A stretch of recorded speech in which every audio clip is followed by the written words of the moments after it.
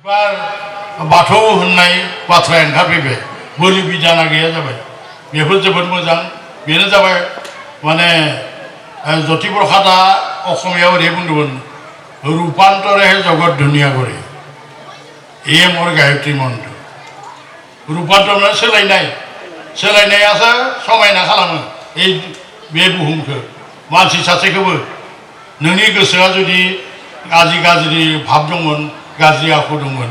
बेखौ नों जुदि सोलायनो हायोबा उनाव नोङो बिबार बायदि फामि बिबार बायदि नोंबो समायना रमायना जागोन नोंनि आखल आखु बाथ्रा खोथा गासिबो आरो होमबा नों बिमा बिफाया जानाय लोगो लोगो गथ' गथायाबो मोजां जागोन बेखायनो आनान गसाइखौ जेब्लाबो फालिनो गारा जि खामानियानो मावाथों मानो आनान गसाइनि मुं लानानै नोंथांमोनहा हदाय खामानिफोराव जि खामानियानो मावाथों माने नोंथांमोना जाफुंनो हागोन बेखौनो बुंनानै बे मेदाघाट बियाबनि गासै बाथौ सिबियारि बर' रायजो राजा नोंथांमोनखौ आङो निजेनि धोरोम राव हारिखौ जों आरो साबसिननिफ्राय साबसिन फोसाबनानै माबोरैहाय आरो जोंनि दावगानायनि लामाथिं जोंनि साननाय हनायखौ आरो माने गुबुननि बायदि जे इसोरखौ जों माबोरैहाय बिसास खालामदों जों जे इसोर दं होनना बुंदों रावबो फोरमायनो हाया नाथाय खायफा जाथाय दा बे बुंनो थांब्ला बे जेसेबां जों मेगनजों नुदों बेनो बाथौ हाबना दं आंनियावबो हाबना दं नोंथांनियावबो हाबना दं बयनियावबो आनान गसाइ हाबना दं मा हिसाबै सि हिसाबै आत्मा हिसाबै आरो बियो जों थैब्ला बियो परमात्मायाव थाङो बेबो हिन्दु धोरोमनि फोथायनायबाबो जोंनियावबो बियो दङ फोथायनांगौ मानो होनबा बे परम ब्रह्मयानो जाबाय आसल बिनिफ्रायसो जिब जुनार दंफाङाबो जिउ दं दानब्ला माने बेबो थैयो बेफोरो बैज्ञानिक भाबेबो शुद्ध बाथ्रा बेखायनो बे दुनियाव जेसेबां नुदों दंफां लाइफां हाजो हाला दैमा दैसा सब आनान गसाइनिनो महर बेखायनो रावखौबो नेवसिगारनाङा रावखौबो अबैज्ञा खालामनाङा जोङो इसोर होननानैनो सैमाखौबो खुलुमनांगौ जा शंकरदेवा बुंदों कुरकुर सिगार गधर बर' आत्मा এই কথা জানি সকলকে কৰিব প্ৰণাম গতিকে सैमानियावबो जे आनान गसाइ आत्माया दङ आरो गाधनियावबो दं सैमानियाव सियालनियावबो दं गतिके बेखौ सै लै खालामनाङा नाथाय जों नुनो मोनदों थेवबो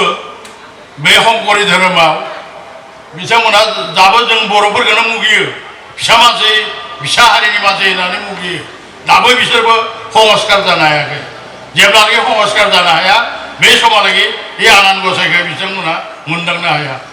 आं बेखौनो खावलायनानै जा बर' हारिया जाहाथे जोंनि गावनि धोरोमखौ अराय बुहुमनि बिखायाव जोङो दिन्थिनांगोन अमित शाहया जोबोद मोजां मोनदों बेयाव फैनानै थेलामारायाव थांनाय बोसोर जे बे बाथौनि तत्वखौ मिथिनानै नुबाय प्रकृति फुजा प्रकृति बे मिथिंगा मिथिंगायानि बिथोराव जोंबो दं मोनसे जोंबो मिथिंगानिनो मोनसे जिब जोंबो हिसाबै बियो साइन्टिफिक जोंनिया सोरबा धर्मगुरुआ कृत्रिम भाबे बानायनाय धोरोम नङा ओरै खालामनांगौ ओरै जानांगोन ओरै माबानांगोन बिदि नङा जोंनिया बे आनान गसाइखौ फुजिनानै माइ गायनायानो हक बबेबा हाग्रायाव थांनायानो हक ना गुरनो थांनायानो हक सब माने आनान गसाइखौ खुलुमो बेखायनो जोंनिया जाबाय मिथिंगायारि मोनसे धोरोमसो बिसास आरो बे बिसासा सैथो बे नंखाय नङा बेखौनो बुंनानै जों बेबायदि बाथ्रायाव जाहाथे नोंथांमोना बे बिजाबखौ फरायनानै आरो गुबुन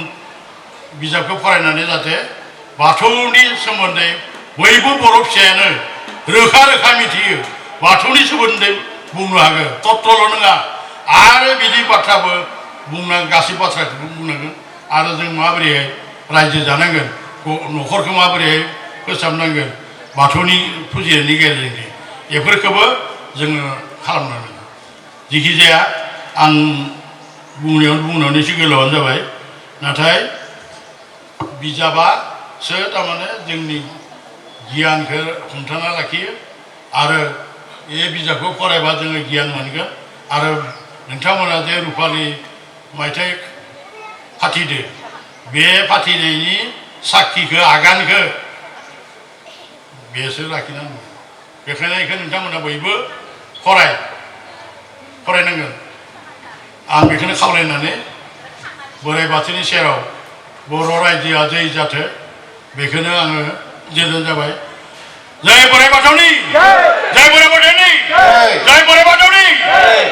गोजोनथों फंनैसो बुंनो आखायाव लानाय जाबाय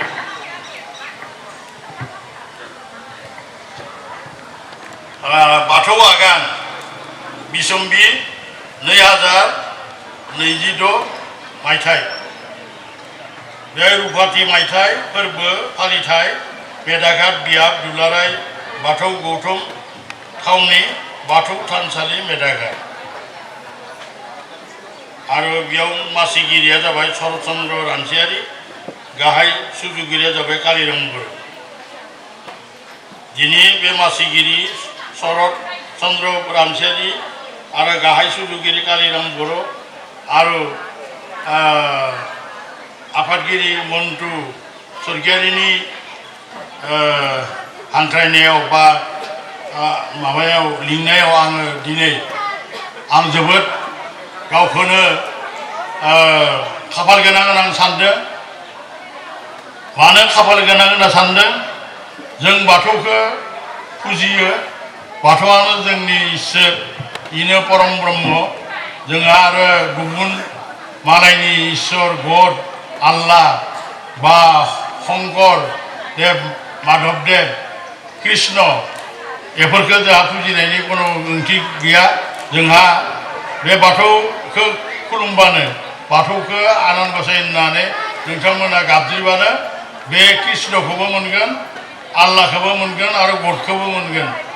बिनि थाखाय जोङो गुबुन धोरोमाव थांनो लागा दरकार गैया नाथाय बे जोबोद मिथिबाथा मोजां जादों आरो बेवहाय बाथौ आगान बिसम्बियाव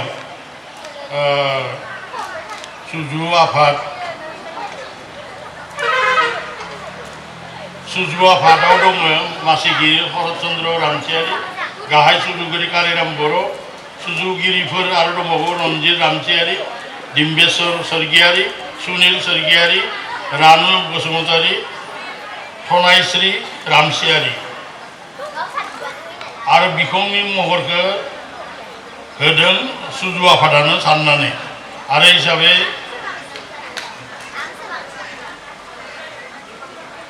बिखंआबो मोजां जादों आरो साफायनायनि माबायाबो मोजां जादों बिसोरो बावनाय आरो बेवहाय अनसाय रादाब लाबोदों नीलकान्त गयारि जाहा गाहाय नेहाथारि बर' थुनलाइ आफाद लोगोसे बाक्सा जिल्ला आफाद दुराय बाथौ गौथुमनि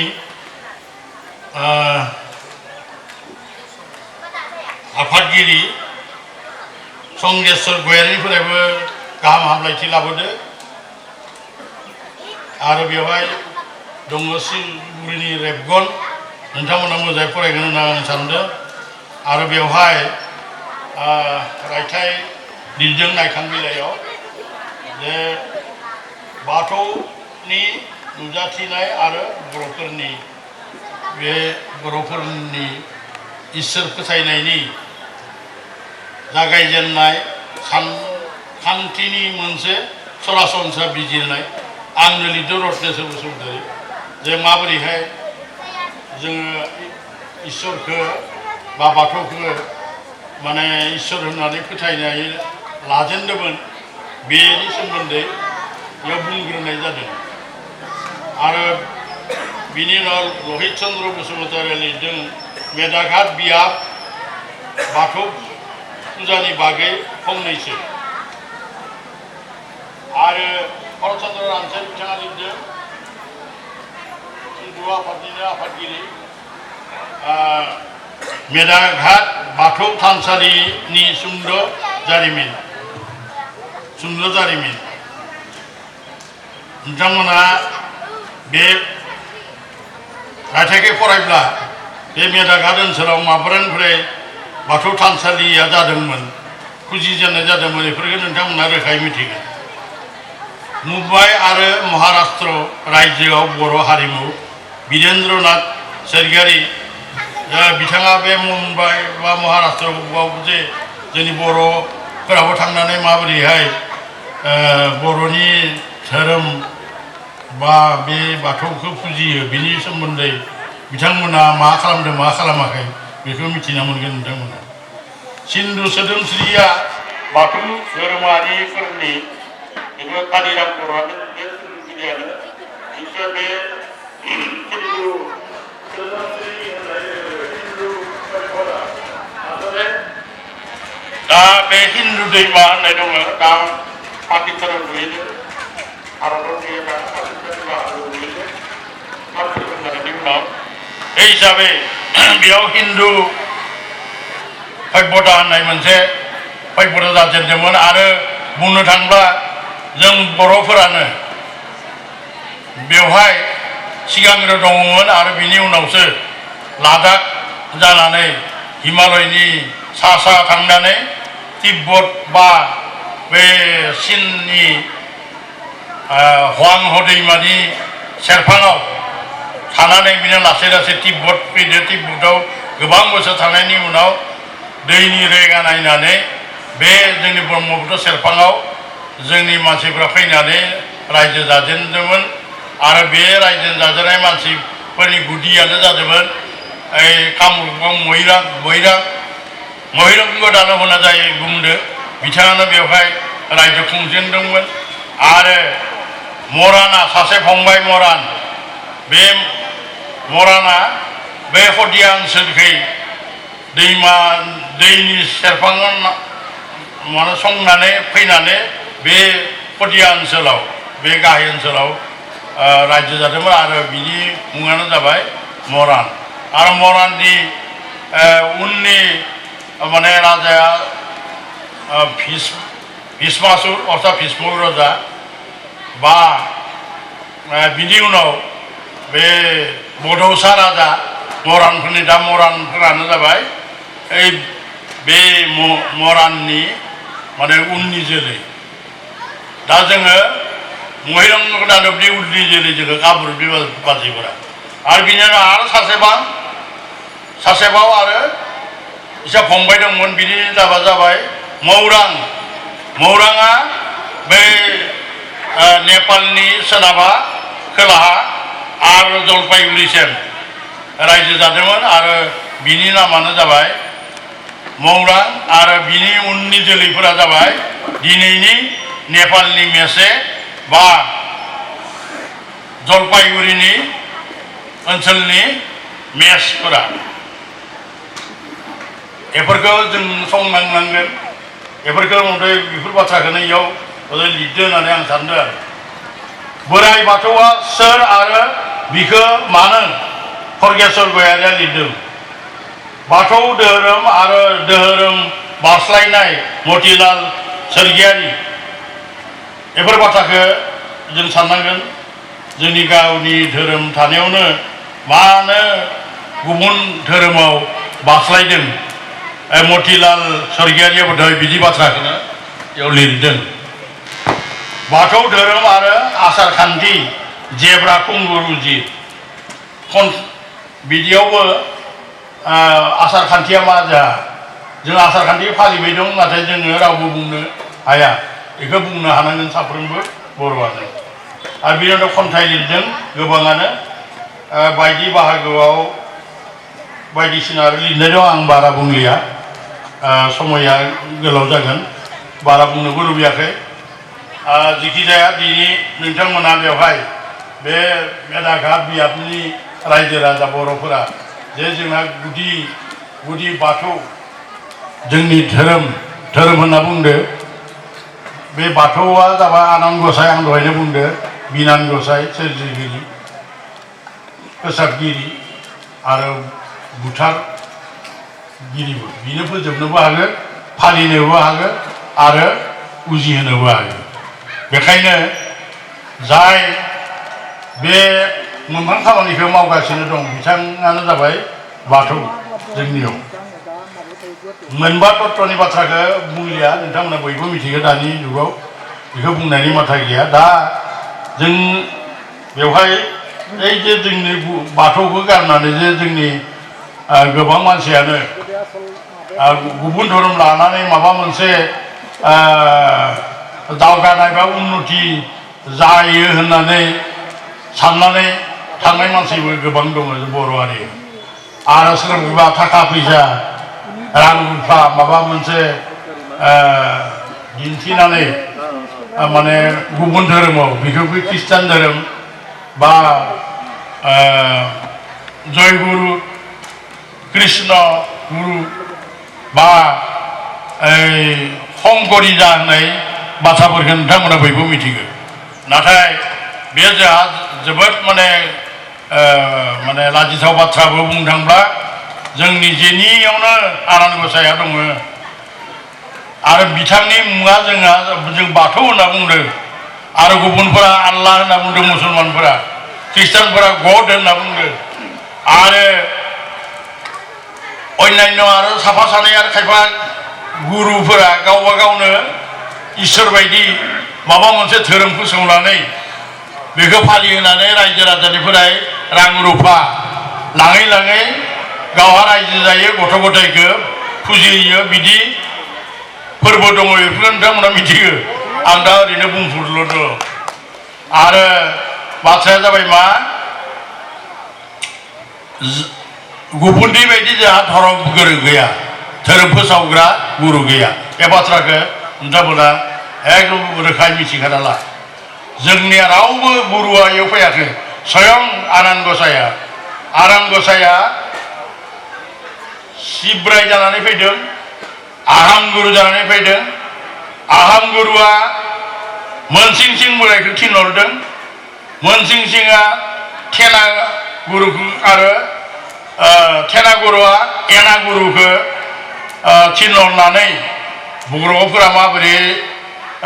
आसार खान्थि फालिनानै सोलिनांगौ धोरोम खान्थि फालिनानै सोलिनांगौ बेफोर बाथ्राखौ बे आनान गसाइया गावथ' फैनो हाया बेखायनो मानसि महराव सिब्रायखौबो हरदो आहाम गुरुखौ हरदो बेनिफ्राय मोनसिं सिंआवबो फैदों बोराय मानसि जानानै आरो बेनि उनाव बिथांनि उनाव थेना गुरुखौ थेनानि उनाव आरो एना गुरुखौ बिहुराम बर'नि बे गिबि बिथाइखौ नोंथांमोना फरायब्लाबो बे बाथ्राखौ मिथिना मोनो नाथाय बै गुबुननि बायदि जेरै माने मुसलमान धोरोमनि आल्लाह एबा हजरत महम्मदा फैनानै बिथाङा दिन्थिनाय आरो है मथे इस्लाम धोरोमा दासिम सोलिगासिनो दं जोबोद हेंथा हेंथिनि गेजेरजों बिदिनो ख्रिस्टान धोरोमाबो मोननै मोनथाम जानाय जों मिथिगौ आरो बिनि माने जिसु ख्रिस्ट'खौ बुथारदोंबो आरो जिसु ख्रिस्ट'आ भगबाननि बाथ्रा बुंफैदोंमोन नाथाय बिथाङा इसोरनि थान्दैमोन ना इसोरनिनो महरमोन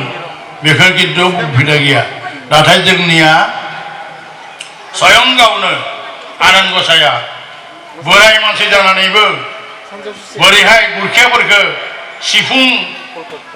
सिफुं सोरजिहोनानै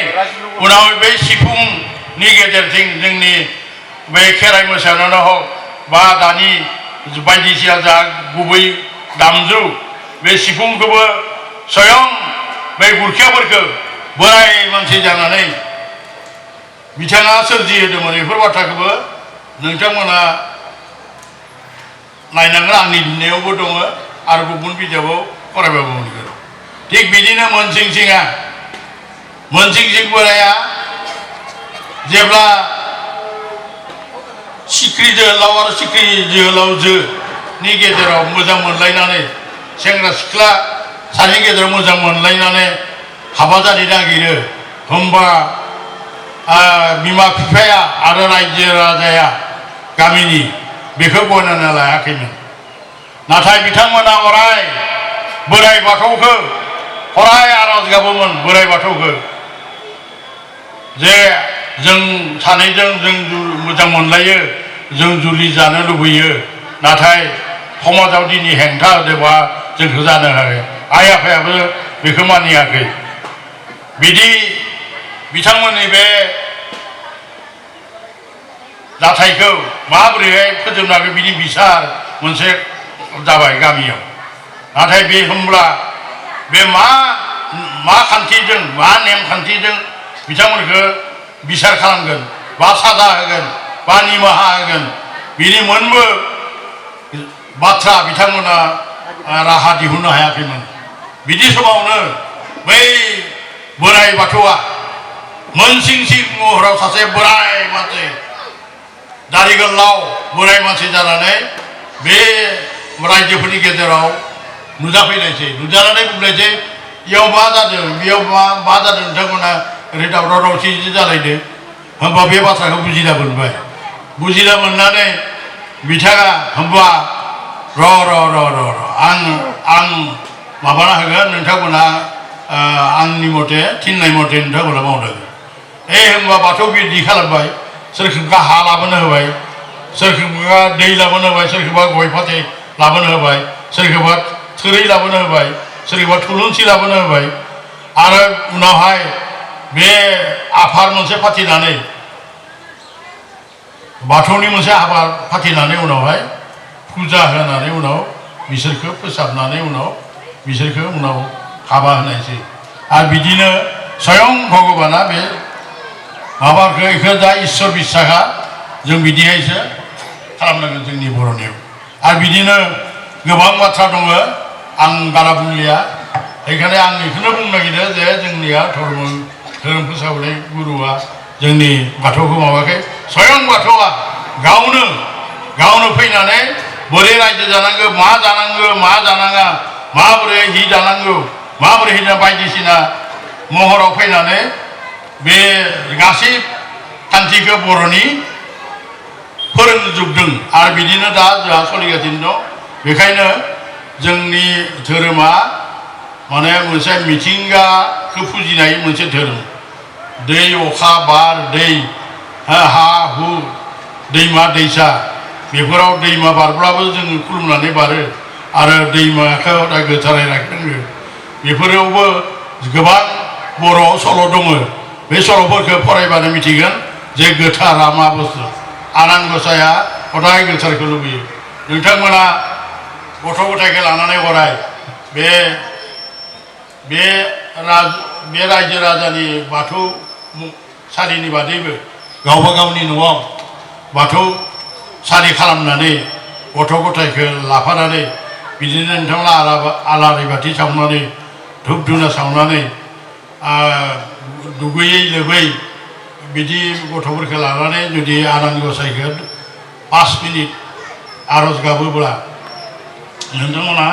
आनान गसाइनि बोर मोनगोन बेखौ रावबो फोरमान होनो हाया गावबा गावनो आनान गसाइखौ गोथार गोसोजों फालिब्ला बिनि उनाव नोंहा मा जादों गाहाम जादों गाज्रि जादों नोंथांमोना हमनो हागोन आरो धोरोमा हारि मोनसेखौ सासे मानसिखौ हमना लाखियो गाज्रि खामानिनिफ्राय अगेन खामानिनिफ्राय आरो बेखायनो बे धोरोमखौ फालिब्ला बाथौसालियाव फैनानै बेखौ बिथांखौ खुलुमब्ला नोंथांमोना गाज्रि गोसोआबो गैया जागोन गाज्रि आखुआबो गैया जागोन मालायखौ हिंसा खालामनाय रायनाय हेरिनाय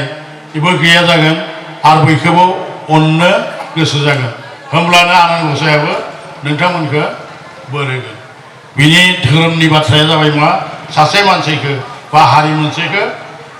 थि लामायाव मोजां लामायाव हमथाना लाखिनायानो बेनो जाबाय धोरोम आं दा गोलावै बुंलिया बेफोर सेमिनारनि बाथ्रा नाथाय आं दिनै बेखेवदोंसो दा बे आगानखौ नोंथांमोना साफ्रोमबो मोजाङै फराय मानो होनबा दिनै नोंथांमोना बेवहाय रुपाथि मायथाइ खुंनानै जानाय लोंनायनि गेजेरजों बायदिसिना समायना रमायना खालामनायनि लोगोसे गोबां रां खरसा जादों बा जाबाय नाथाय बे बिजाबा अराय नोंथांमोननि सिनायथिखौ लाखिगोन आरो बाथौनि गियान बाथौनि तत्व आरो बेयाव गोरों गोराफोरा मा लिरदो बिनि साननाय हनायखौ नोंथांमोना फरायनानै गावबा गावबो आनान गसाइनि सोमोन्दै साननायनि लामा मोनगोन आरो बे बिजाबानो जाबाय गियाननि भराल हदाय बिजाब फरायनांगोन नोंथांमोना बे धोरोमनि बिजाबल' नङा जाय हारिया बिजाब फरायो बे हारियानो माने गोरों गोरा जायो आरो बे बुहुमाव लावसिन देरसिन मानिनां आफादगिरि आरो बेवहाय बे ओनसोलनिनो आरो बाथौ सिबियारि गोरों गोरा बे दाइसाव जनाय गासिबनिबो आंनि खुलुमनायखौ हरनाय जाबाय आरो बे गेवलां मेलनि दुब्लियाव जिरायगासिनो थानाय बर' रायजो राजा आरो बाथौ सिबियारि नोंथांमोननि गासिबनोबो आंनि अननाय सिबिनाय आरो खुलुमनायखौ बावहरनाय जाबाय आरो बोराइ बाथौआ जाहाथे बयखौबो दिनैनि बे गोथार सानाव बिथांखौ गोसोखांनानै दिनै बेयाव ज' जानाय गासिबो बर' फिसाफोरखौनो जाहाथे बर सारथियो आनान गसाइया आरो गोजोनै रायजो जायो गोरों गोरा खालामो फरायसा फरायसुलिफोरखौ आरो जोंखौ थांना थानायनि राहाखौ होयो देहा मोजांहाय जाहाथे रायजो जानो हागौ बेखौबो आनान गसाइया जाहाथे जोंखौ अराय बर होयो बेनि थाखायबो आं सिगांग्रो आङो आनान गसाइनि सेराव आरज गाबनाय जाबाय दानिया आङो बे मेदाघाट बियाब दुलाराय बाथौ गौथुमनि बे रुपाथि मायथाइनियाव दिहुननाय बिसम्बिखौ बिनि मुंखौ दोनदो बाथौ आगान जोबोद मोजां जादों बाथौ आगान होननाया बाथौखौसो जों मिथिगानो जोंहा आनान गसाइ बिनान गसाइयानो आरो आगाना जाबाय जोंनि आथिंनि आगान माने आसलते दाखोन आगान माने दाखोन जों जेरैहाय बालाहायावनो बुं हाद्रि बालायावनो बुं जों गाब्लांनानै जोंहा आगाना थायो सोर थांदोंमोन बेखै बे आगानानो सिन जे सोर फैदोंमोन सोर मानसिमोन बियो आगानावनो सिनायथि मोननाय जायो जिखिजाया हिसाबै बाथौ आगान बे माने नामाखौ मोजां जादों आं दा बेखौ बेखेवसिगोन आरो नोंथांमोना बयबो आखाइ खबनानै दाथ' आरो माबा पुरुलि होनाय माबा गैया बेखायनो आखाइ खबनानै बयबो माने गाहाम हामलायनाय दिन्थिबानो जाबाय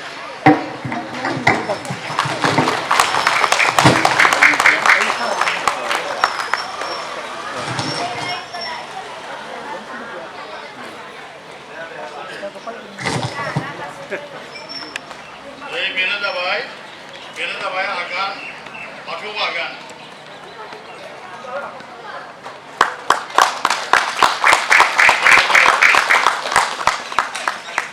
मेदाघाट बियाब दुलाराय बाथौ गौथुमनि रुपाथि मायथाइ फालिथायनि बे गेवलां मेलाव नुजाफैनाय खावलायहरनाय जाबाय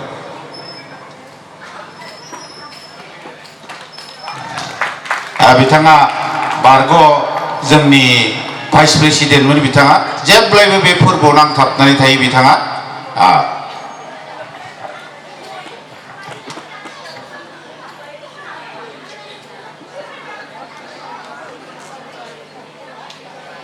फंनैसो बुंनो थाखाय ओरैनो फोरमायना होनो थाखाय आं खावलायबाय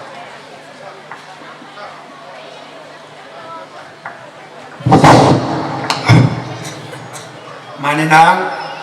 मानिजाथाव मेदाघाट बिया बाथौ गौथुमनि आफादगिरि मतिलाल स्वर्गियारि आरो मेदाघाट बिया बाथौ गौथुमनि नेहाथारि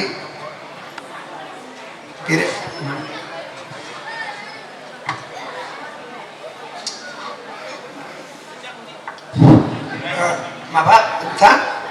बिरेन स्वर्गियारि गतिके दिनै नोंथांमोना जिहेतु आंखौ फंनैसो बुंनो खोथादों बेनि खोथायाव आं बेखिनिखौनो बुंनो नागिरदोंमोन मा जे प्रथम आं जिथिया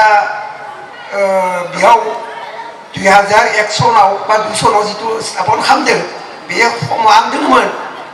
मोजां लागा भागा दंमोन मा होनबा जोंहा रमा सार दंमोन आं दोङो गथाय सार नुदोंमोन बेयाव जों माबोरै खालामदोंमोन एरखम खालामदोंमोन जों रमा सारनि बाथ्रायावनो बुंनो खोगोन रमा सारा जोंखौ थारमाने खैथामान बोराय मानसि लादोंमोन आरो जेनेकुवा मेदानिफ्राय जोंहा मा मास्टार दंमोन जोंहा माबा देबेन भेसेन्डार आरो बि मास्टार महिधार मास्टार बिसोरबो दंमोन जोंहा आरो बे जोंहा माबा दंमोन बानेश्वर बसुमतारी दंमोन जे रोजाबनाय मोसानाय बेखौ खेराइमोन जेनेबा आर'ज नङा होमबा आर'जफोराबो खेराइयावनो गोलैयो खेराइ माने खेराइनानै खुलुमनाय नङा होमबा आफा इसोर बोराइ बाथौखौ सिबिनाय बेबायदि दा बारा बुंला नामा बेखिनियाव फोजोबनोसै आङो खिनियाव दोनथ'बाय माबाफोर जुदि गोरोन्थि बुंफ्लांदोंबा नोंथांमोना निमाहा होदो समनि आंखाल नङा होमबा जेसेबां बारा बुङो एसेबांनो थारमाने ओंखारबाय थायो नाथाय मा जायो बिसि खालि अमृत नङा होमबा बाराद्राय बुङोब्ला मोजां बाथ्रा बुंब्ला बेनि गेजेरावनो बिथां बर'खौ आं बुंनो सानदों जे दा दिनै जिखिनि जागासिनो दोङो जिखिनि जों नुबाय रुफाथि मायथाइ फालिबाय दिनैनि बे नुथायखौ नुनानै भबिष्यत उननिया बोरैहाय जाहैगोन आरो माबायदि जोंनि जौगानायफोरा धोरोमारि बिथिङाव गामियारिफोराव जादों बेनि सायाव एसे बुंनो थाखाय खावलायबावो साबायखर थाबाय बिथां सामलायगिरि बिथांनिसिम आंथ' जोबोद गोजोन नुहुरदों आंनि नुनायाव भबिष्यत जोबोद गोजोन बर' हारिया जौगागोन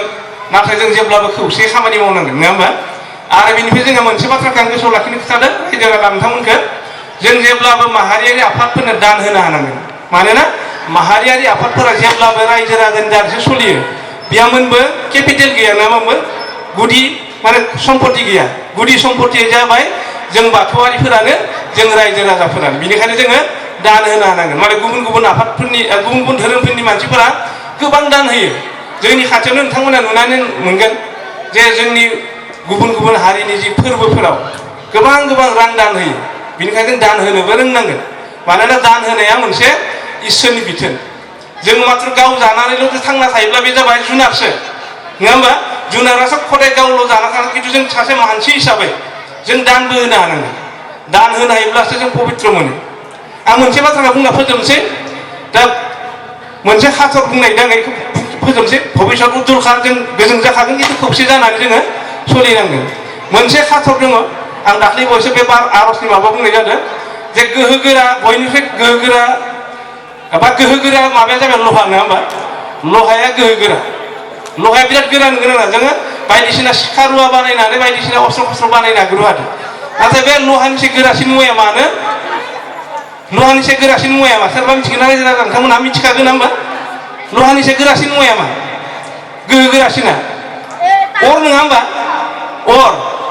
अरा लहाखौ गलि होनो हाया होमबा आरो बे अरनिसे गोहो गोरा मुवाया मा होनदों अरनिसे गोहो गोरा मुवाया मा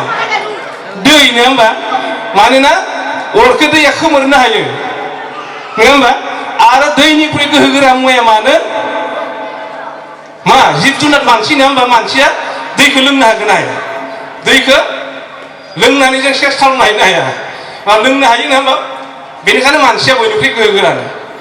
आरो मानसिनिख्रुइ गोहो गोराया मा मुवानो मानसिनिख्रुइ गोहो गोरा मोजां थैनाय मानसिया खर'जों थैनायखौ होबथानो हागोन ना सोरबा जोनोम जायोबा थैखानांगोन नङा होमबा बे थैनायनिफ्राय गोहो गोरा मुवाया मानो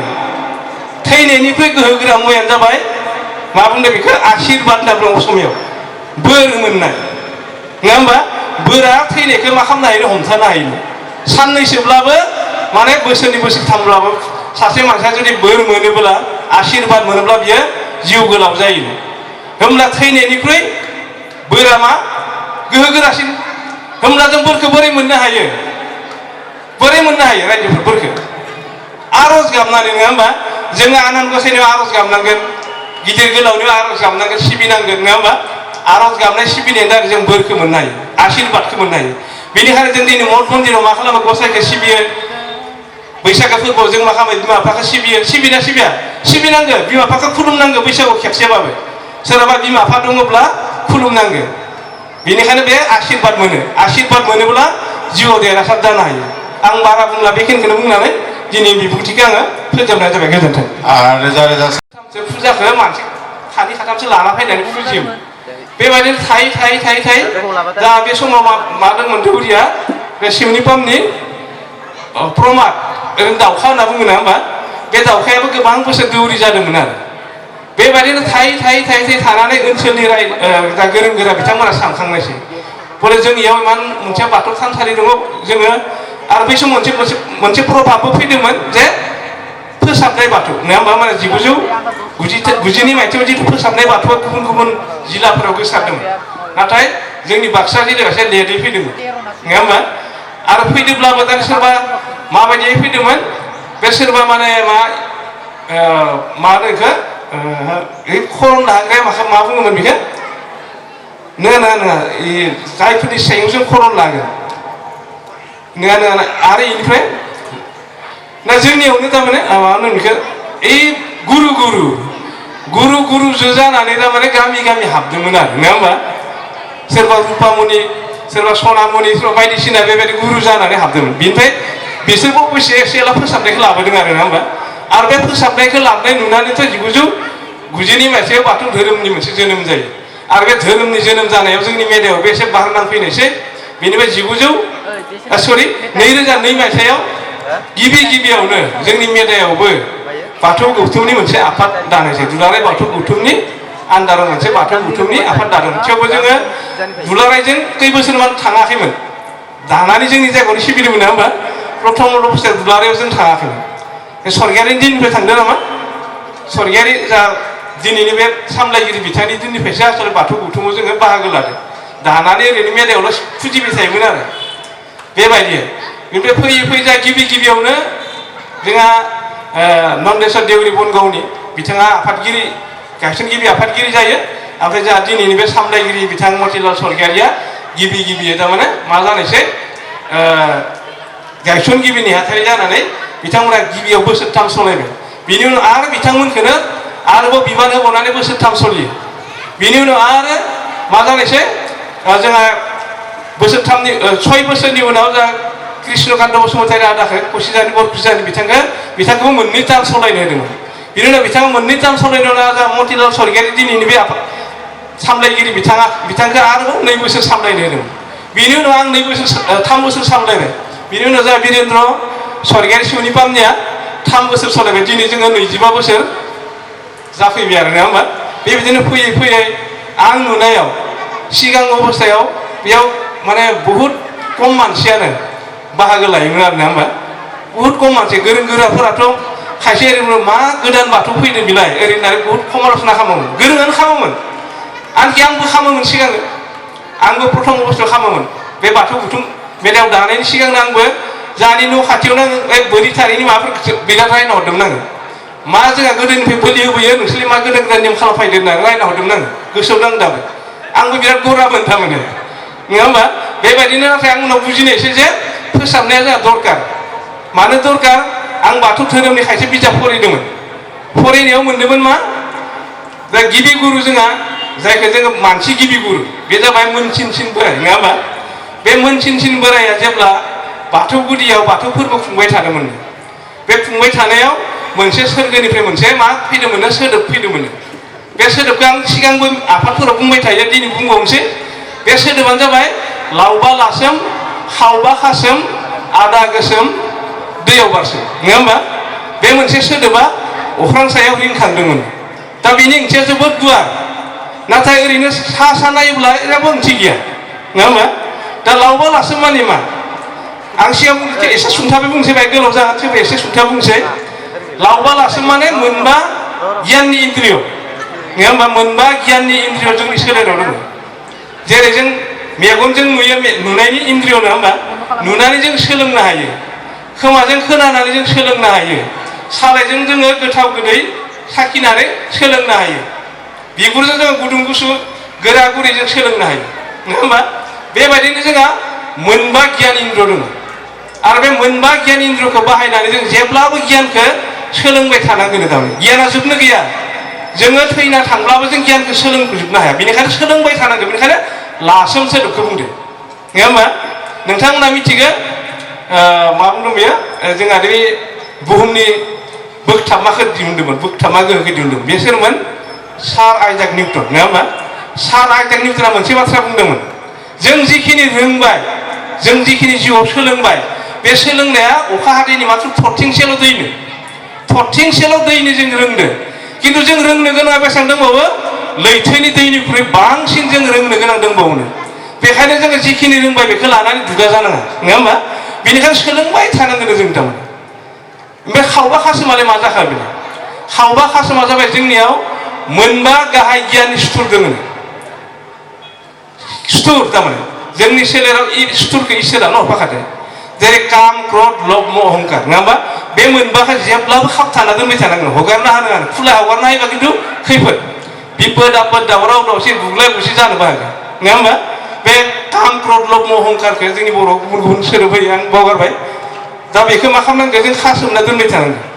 खासोमनाय दोनबाय थानानै मा खालामनांगौ जोङो आदा गोसोम दैयाव बारसोम माने मा बुंथो जोंनि सोलेरा खायसे मा दङ आधायानो गाज्रि दङ नङा होमबा जोंनि रिपुफोरा जोंखौ जेब्लाबो गाज्रिखौ नारसोमनो नागिरबाय थायो रिपु मान दहाय बुंबायना काम क्रोध लब मोह अहंकार बेखौ जों बे रिपुफोरा जोंखौ जेब्लाबो गाज्रि लामाजों दैथिनलांबाय थानो नागिरो आधायानो जोंनिया थारमाने मा जोंनि सोलेराव खोमसि मुवाफ्रा गाज्रि मुवाफ्रा सिथाबना दंबाय थायो दा बेखौ जों मा खालामनांगोन दैयाव बारसोम माने मा दुगैनो खिथादों सुस्राना साफा जानो खिथादों थारमाने मा खालामनो खिथादों जोंखौ मोनबा गियान इन्द्रजों गियान लाबाय थानांगोन आरजिबाय थानांगोन जोंनि मोनबा गाहाय सुथुर गियाननि रिपुखौ जोङो हाबथाना दोनबाय थानांगोन बे जों मा खालामनांगोन गावखौनो फोसाबलांबाय थानांगोन नङा होमबा फोसाबलांबाय थानांगोन सोलायलांबाय थानांगोन होमब्ला जोंखौ बे लावबा लासोम खावबा खासोम आदा गोसोम दैयाव बारसोमानो जोंखौ सोलायनो खिथाखादों नङा होमबा जोंखौ फोसाबनो खिथाखादों नाथाय जों बुजि मोनाखै मानोना जोङो जिउआव डेभेलप जानो गोनांबा सोलायनांगोन जेरै मोनसे बाथ्राखौ बुंनि आङो जों आफाया जौ लोंबाय थायो आफाया जाबाय फार्स्ट जेनेरेसन आं जाबाय सेकेन्ड जेनेरेसन फार्स्ट जेनेरेसना जौ लोंबाय थायोब्ला आंबो लोंबाय थानांगोन नामा आं सोलायनांगोन नङा होमबा आफाया माने एम इ स्कुल पास खालामदोंमोन आं मा खालामनांगोन हाइ स्कुल पास खालामनांगोन बा डिग्रि लानांगोन जुदि आफानि बायदि थाबाय थायोबा सोलायाबा आंबो जुदि आफाया एम इ पास खालामदों आंबो एम इ खौल' पास खालामना थायोब्ला सोलायोना एखे अबस्थायाव थांबाय थागोन होनबा जों डेभेलप जानो हागोन नामा हाया बेनिखायनो जेब्लाबो सोलायनांगोन जेनेरेसन टु जेनेरेसन जोङो जोंनि जौगानायखौ सोलायलांबाय थानांगोन जोंनि साननाय हनाय जोंनि मावनाय दांनाय नङा होमबा जोङो नाथाय जोंनि मेइन माबाखौ जों गारनाङा मेइन बिथाखौ लानानै जोङो सोलायनांगोन बाथौ धोरोमखौनो लानानै जों मा खालामनांगोन फोसाबना लानांगोन फोसाबना जों जौगालांबाय थानांगोन बे जाबाय बाथौ धोरोमनि धोरोमारि आफाद नङा होमबा बेनि गुदि मोन्थोर जों जुदि सोलायाब्ला जों जुदि जौगालाङाब्ला जों कोनो दिन जोङो जौगानो हाया जों मोनसे जायगायावनो थाबाय थागोन आरो गुबुन हारिफोरजों जों मा जागोन मुगैजागोन दा बेनिखायनो आंबो मोनसे समाव सानना मोनाखैमोन उनाव सानना मोननानै आंबो थारमाने सोलायनायखौ मदद खालामदों दाथ' बिराद माने गोसो गोरबोजोंनो मदद खालामो नङा होमबा दा बेखायनो जों गासैबो बेबायदिनो जों माबा खालामनांगोन नाथाय दा लासै लासै जों सोलायनायखौ नुनो मोनबाय गोबाङानो बुजिबोबाय दिनैथ' जों रुफाथि मायथाइ फोरबो फालिबाय जों जोबोद गोजोननाय मोनदों दाब दाब गामिनिफ्राय बाहागो लाफैदों नङा होमबा मोनसे समाव मा जायोमोन आं आफादगिरि जानाय समाव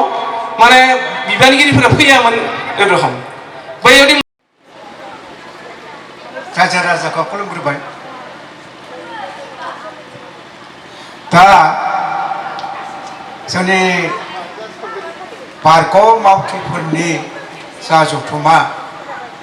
बे जथुमायाव रासायनिकारि बिथां मुस्रि मतिलाल स्वर्गियारि बिथाङा दासिम बाक्सा जिल्ला बाथौ गौथुमनि नेहाथारि आरो आंनि आंगो अनजालु फरायसा दा बिथांनि सामलायनायाव जि पार्क मावथिफोरनि जथुमनायाव आंखौ बिबुंथि होनो थाखाय बिथाङा खावलायदो नाथाय आं बैसो गोराबाबो आंनि गियाना गोरा नङा बेखायनो दा आं जिखौ गोसोआव गोलैयो बेखौनो आं फंनैसो बुंनानै आंनि बुंनायखौ गुसुङै माने फोजोबनो नागिरदों दा जों मेगनजों जि नुदों मेदाकाट बियाब बाथौसालिखौ गोदो बेबायदि नङामोन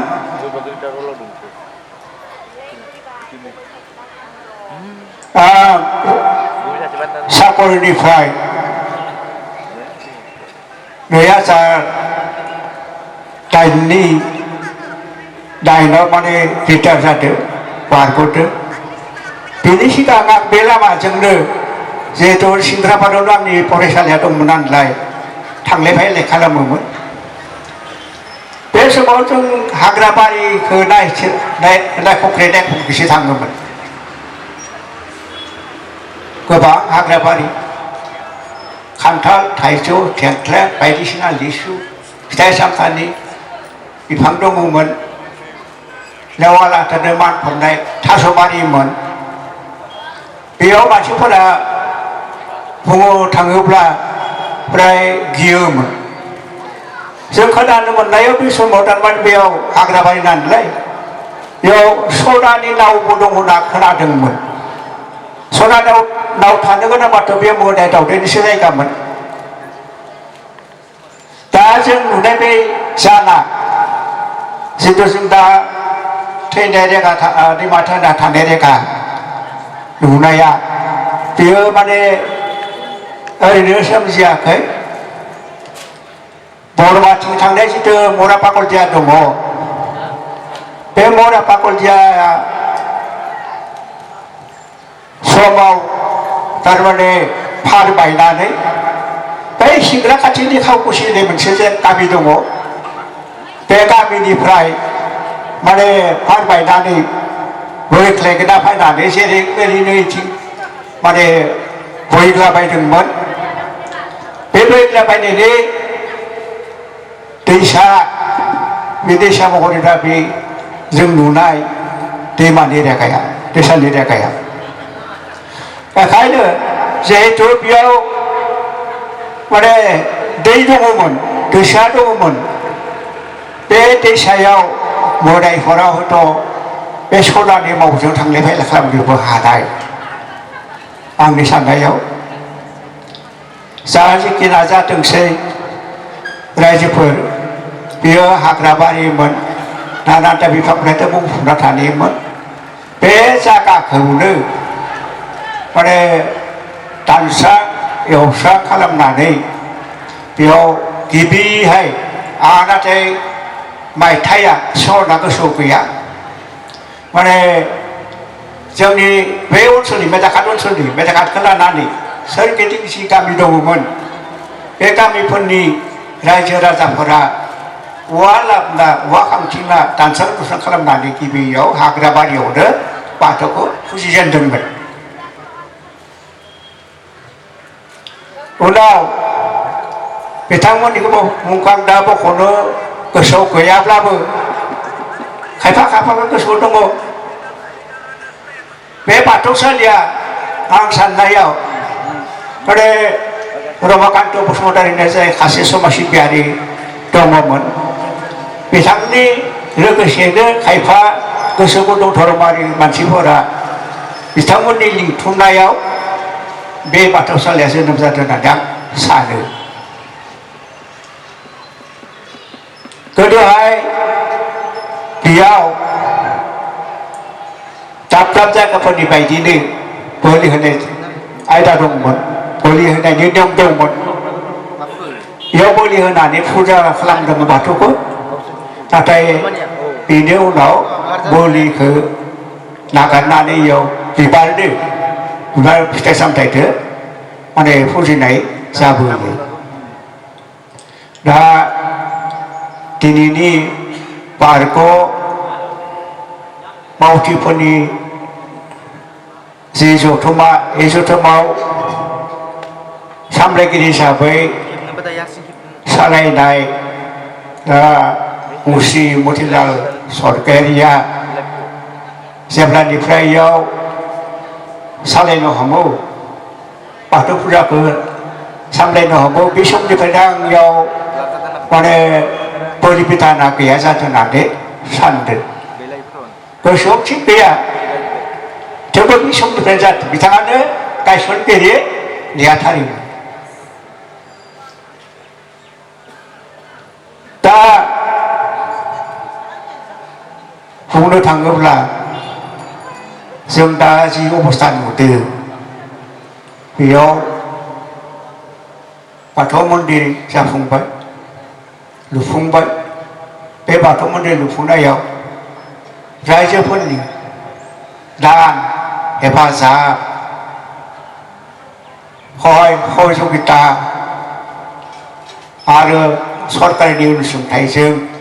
बे मन्दिरखौ लुफुंदों बे मन्दिर महरा दा लासै लासै गोजौ जाबोनो हमदों जोंनिया मोनसे साननाय दङ जि धोरोमखौलाय मानो नांगौलै जायफोरा नास्तिक थारमाने खुनु नियम निथि मानिया फुजा फाथालखौ मानिया बेफोर मानियै मानसिफोरा जों जेब्लानिफ्राय बेयाव माने जरित जाना दङ फायनोनो नागिरा फाया बिसोर नास्तिक मानसियाव जोंनि बे ओनसोलावल' नङा दाब दाब जायगायावबो दङ दा बे जिथु बाथौ मन्दिर बाथौसालिखौ जिथानखि फसंबाय बा मानसिफोरा साफा सानै गोसो थानायफोरा धोरोम थानायफोरा फैनानै जिथानखि इयाव फुजा खालामो बेयाव जेब्लाबो आरज गाबफायो बेफोरखौ नुनानै खायसे मानसिफोरनि गोसोफोरा दा गिदिंनो हमदों जाय दासिम जों जिहेतु नुदों जे मानसिफोरा लाखै लाखैनो बेयाव धर्मसालिखौ फुजिनायनि उनाव धोरोमनि फारसे मानसिफोरा माने माबानो हमदों मानिनो हमदों आच्छा सारा जिखिनि जोंनि दा आगोलनि आरो दानि जि सिबिनाय बे सिबिनायनि आरो बै अबस्था दानि अबस्थानि सोमोन्दै नोंथाङा एसे फोरमायबाय आगोलाव इयाव बे जायगायावनो बाथौ फुजिनायाव मायबा बोलि बोदान होनाय एबा दौदिनि फैनाय बेबायदि खोनानो मोनो बेफोर बाथ्राया थारमोन नामा थिगानो दा सामलायगिरिया जिथु सोंदों बेथार बाथ्रा गोसोआव जासाब आंनो फायस्लाबैनि थाखाय आं बेफोरखौ बुंनो हायाखैमोन बेयाव दौदिनि लाबनाया थार दौदिनि लाबनानै बे माने माबा जिपियानोसै दौदिनि खालामदोंमोन दौदिनि खालामनानै इयाव बाथौ सिबियारि बाथौ फुजा होनाय दौरि दौरिफोरखौ दै सारनानै बासिदों ओरैनो नों आंहा बासिनानै होआखैमोन दौरि लाबलायनानै दै सारनानैसो दौरिफोरखौ माने बासिदों बिथांमोना गिबि दै सारजानाय दौरिफोरानो जाबाय माबानि बे सिउनि खरबुसियाननि रत्नेश्वर बसुमतारी आरो सिउनि दंबावो भुबन बसुमतारी बिथांमोनखौ दै सारनानै दौरि बानायना गालांदों आरो आं आगोलावनो उल्लेख खालामदोंमोन बे बोलि बिधाना सोलिदोंमोन बे समाव नाथाय बे बोलि बिधानाव माने गैया जालांदों खालामा होनांदों बे बोलि बिधानाव जोंहा दानिया आफादगिरि माने दासिमबो गथाय दङ आफादगिरियाव मानसियाव सेफायथ'वाखैबाबो जा बे दासो सोलिबाय थानाय बे आफादगिरि बिरेन्द्रनाथ स्वर्गियारि बिथांखौ आं बायाव बाङाइमान गोसोआव गोलैदों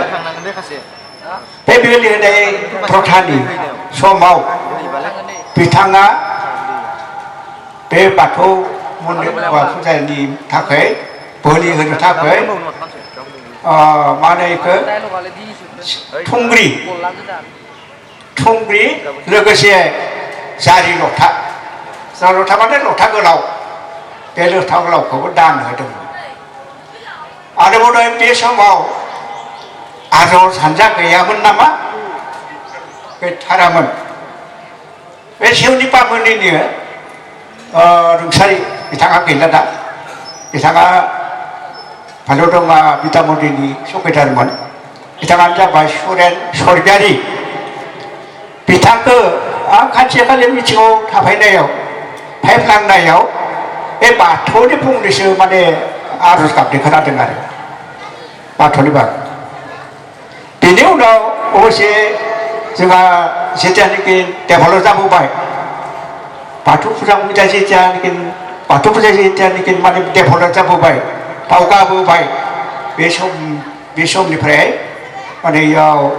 आरज हानजा माइनाव हानजा नाथाय लाइमोन हानजा गुबै कमिटिनि गुबैफोर हानजाफोरखौ दाना लादों आं दा मिथिनायाव नुनायाव गासै खोथायानो माने गोसोआव गोलैजोबा बिथां सामलायगिरिया बायमान बुखां होबा गाहाम जायो साबायखर थाबाय जा सारनिसिम बिथांखौ आं दायो सम लानानै बिथांनि साननायफोरखौ बुंफोरथिनो होबावसिगोन आं दा गुबुन सासे जोंनि बारग' बिबानगिरि मानबीय गेदेर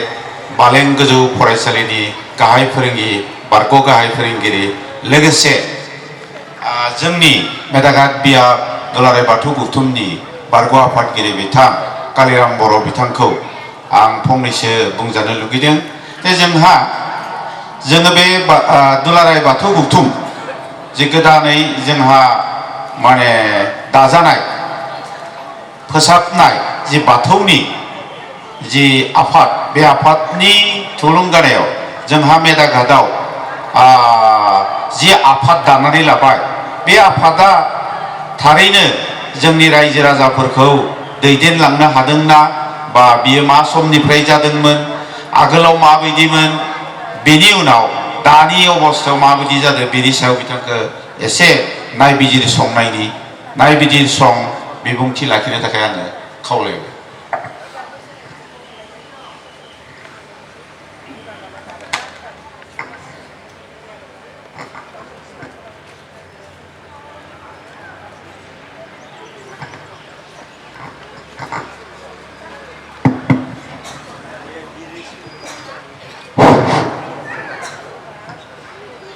मानगोनां मेदाघाट ओनसोलनि गासै बाथौ सिबियारि नोंथांमोनखौ आङो मागो दाननि मागो फोरबो लोगोसे 2026 इंराजि मायथाइनि बयनिबो बे मायथाइया गोजोननाय सुखु गोजोन लाबोगोन होननानै गिबियावनो आफा बोराइ बाथौनि सेराव आरज गाबग्रोबाय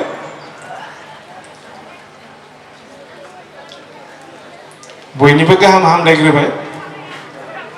दिनैनि बे 2022 मायथाइनि बे मेदाघाट बियाब दुलाराय बाथौ गौथुमजों खुंजानाय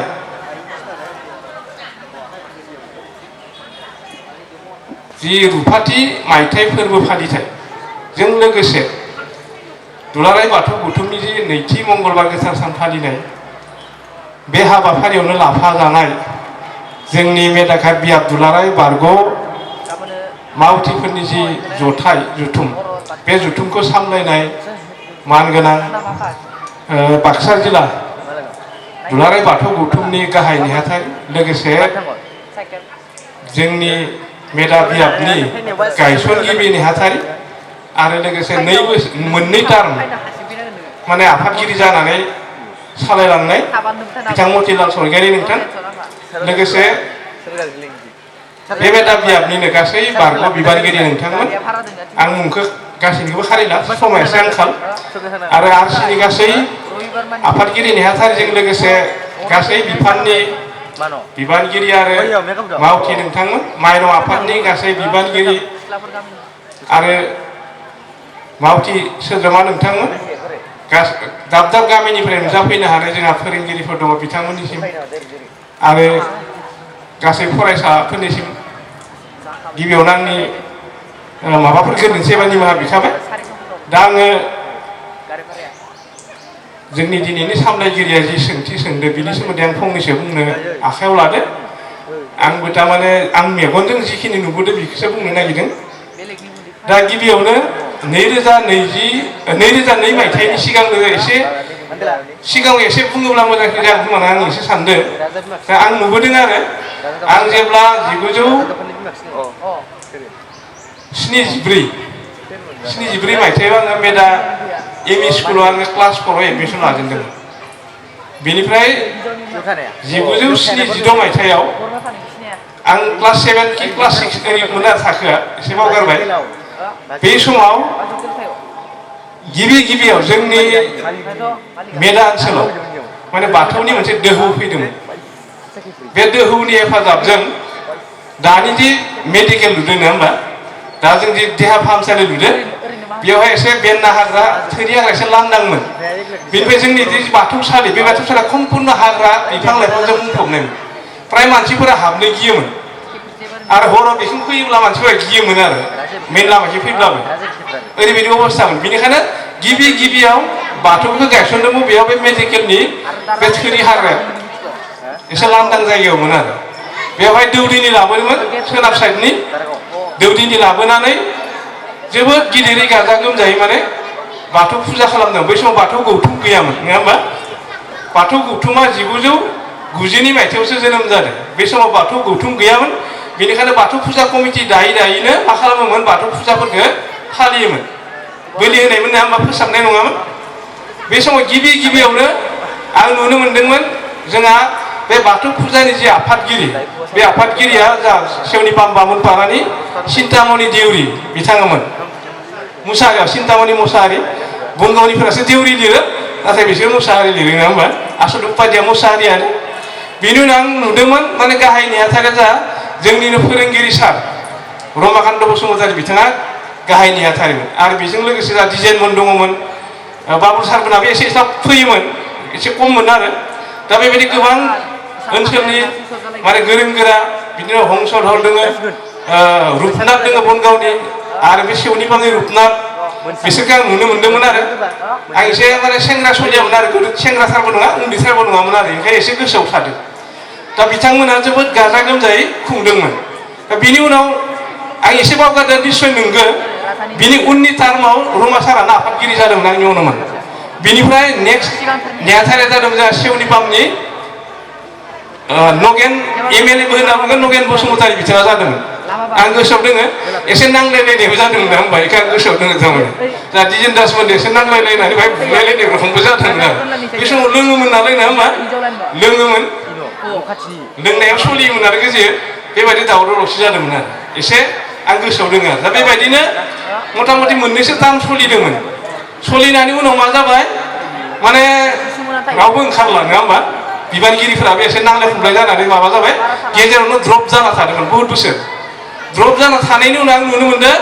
जोंहा शिवनिपामनि जे साख्रि मावदों दा उमाकान्त बरकुसियानि उमाकान्तआ बै समाव मा खालामदों बियो बेयावहाय